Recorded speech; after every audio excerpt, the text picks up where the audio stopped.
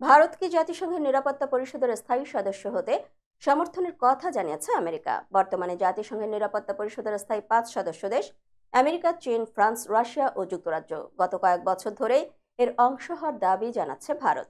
এবার নিরাপত্তা পরিষদের স্থায়ী সদস্য হওয়ার বিষয়ে ভারতকে সমর্থন দেওয়ার কথা জানিয়েছে আমেরিকা।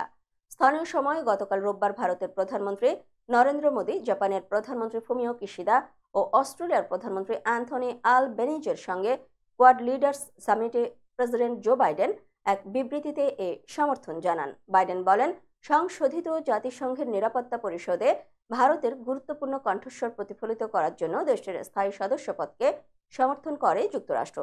ভারতীয় সংবাদ মাধ্যম এনডিটিভি জানায়, প্রেসিডেন্ট বাইডেন ভারতের নেতৃত্ব, বিশেষ করে G20 এবং গ্লোবাল সাউথে প্রধানমন্ত্রী নরেন্দ্র মোদীর ভূমিকার প্রশংসা করেন এবং সম্প্রতি মোদীর পোল্যান্ড ও ইউক্রেন সফরের কথা উল্লেখ করেন। এছাড়া ভারতের বিরাট জনসংখ্যা, অর্থনীতি এবং আন্তর্জাতিক শান্তি রক্ষা ও কূটনীতিতে সক্রিয় ভূমিকার কথা তুলে ধরেন বাইডেন।